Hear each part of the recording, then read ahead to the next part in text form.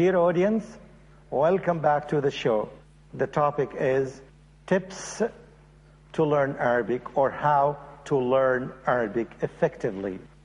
I ended up saying that learning a word is more important and takes the priority of understanding. Let's take it one step ahead further. After learning the word in a Quranic ayah, in an ayah, in a linguistic context, whether it's from the Quran or not, now you need to learn the same word in another context, because learning the word in different contexts reinforces the meaning into the brain, and it gives it the possibility of maintaining it for longer times. For example, the word alim, we said that Inna Allaha alimun hakim. Now you know it in that context.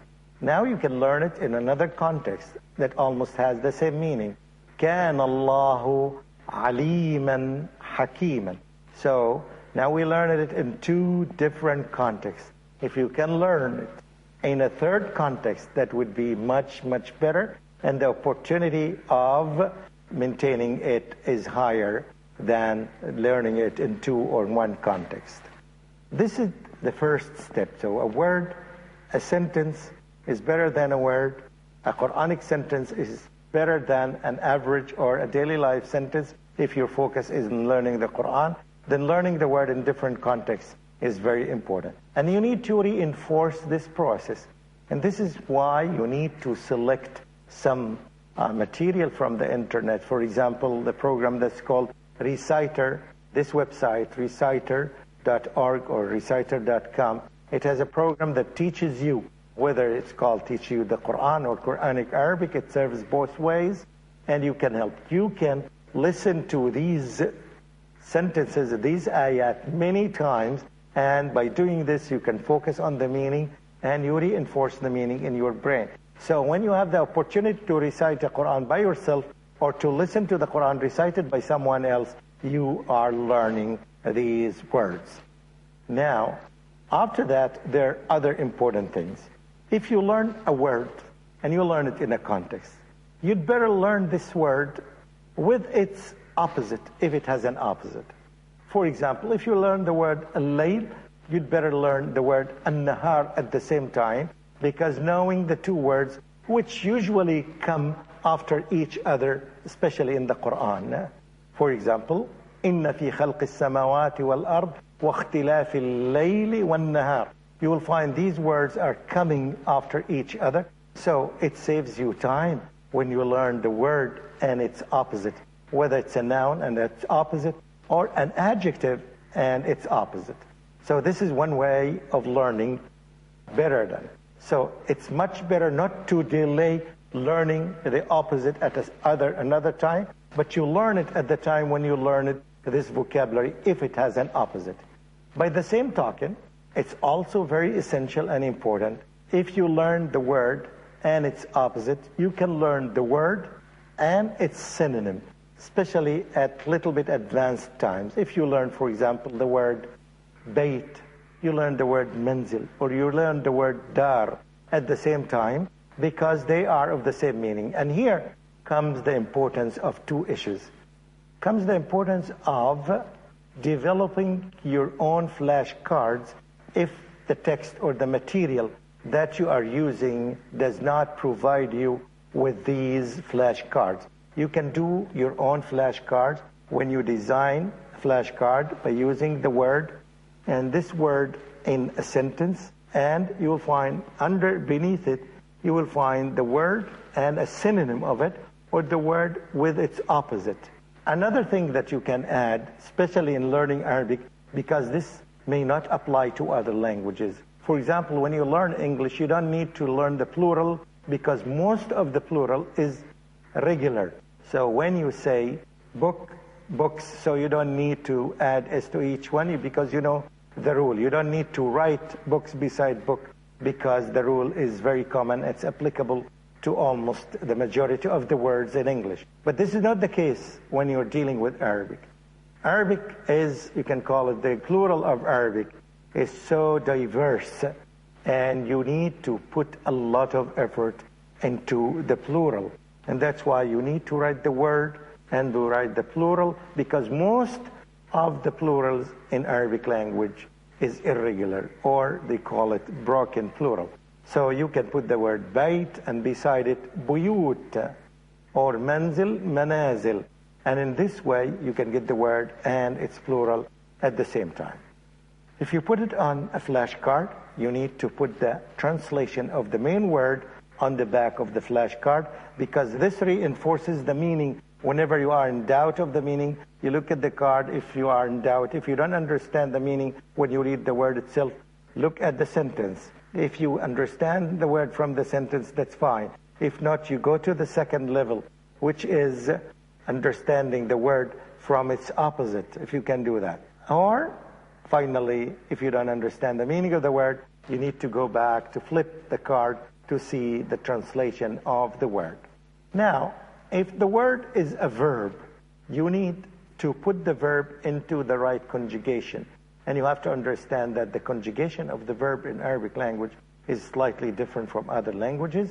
In Arabic language, we start with the past, and then the present, and then the ing form, or the noun in Arabic language. And you have to, the only way to master this, as you do in learning English, by repeating it until it's recorded in your brain and in your ears, so whenever you hear it, you know the conjugation.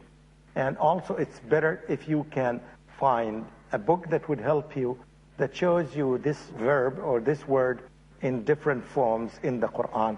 This would be a very, very beneficial word. There are some books that are made specifically to teach the language in this way. One of them is a series of books called Arabic: A Bridge to Islamic Culture. It's basically designed to help you learn the language by yourself. Also, there are some of the ways, one of the tips of learning words, as you see in all these schools and classrooms, they just try to put all these words everywhere, wherever you go. One thing that you can do, if you're learning the names of the month, you can easily buy a calendar that has the names of the month of the Hijri calendar. And you use it in your office and at home and in the kitchen, and you stuck it in the refrigerator and put it in different locations, so you would have more opportunities to see it and to use it. And use it when even in your talks, in your reservations, use the names of these months if you are reserving a ticket, if you are talking about an act that you want to do in a specific month. It's much better to focus and to use these months. You can also, we use it with kids, even with adults. You can put the names of the months around you in the room, sitting room, or in the study room, or around the computers. You keep it for some time, you practice it, and after that, you replace them by other important words, like the names of the days of the week, As-Sabt, Al-Ahad, Al-Ithnain, and so on and so forth. But the issue here is that trying to be exposed to these words that are commonly used and frequently used in the Quran and in the traditions of the Prophet ﷺ, very frequently, you put them in different places so that whenever you need them, you find them. And at the same time, you try to use them. And at the same time, you listen to the Quranic verses or the selection of the ayat that would help you reinforce these specific words. And day after day, you will find the inventory of your vocabulary is increasing, and your understanding of the ayat that you recite in your daily prayer would be increasing. And I advise you, you focus on the verses that are simple. It's not necessary to start learning the verses that are difficult, such as Surah Al-Falaq and Surah An-Nas. Surah An-Nas is easier than Surah Al-Falaq. And Surah Al-Fil is easier than both of them, simply because it tells a story. And it's easier for the brain to remember a story than to remember a verse that has no direct or linguistic or story connection between its items, its pieces. So learning stories, even if they are not at the end of the Quran, you can take the stories from different places in the Quran and learn them. Secondly, learning the vocabulary of the stories is much easier than learning other vocabularies of other ayat, simply because the language of stories is easier. That's why the vocabulary is easier. Secondly, the connection between the events in the story makes it easy to expect and to guess the meaning of a word in the context, in a story context. It makes it easy than expecting or guessing the meaning of a word in a separate Quranic verse. This is very advisable to start teaching your kids, or you by yourself, to select the verses that are related to stories and learn them before you learn other verses. And I tell you very openly, the verses that are in the last part of the Quran is much more difficult than the verses that come in longer chapters of the Quran, such as Surah Al-Baqarah and Surah Al-Imran. The language there is easier than the language in the 30th juz. I hope I would have a chance in the following episode to add more tips that would help us all to learn the Quran more effectively. Dear brothers and sisters, I hope you benefit from these tips. Wassalamu alaikum wa rahmatullahi wa barakatuhu. Mamdouh Muhammad.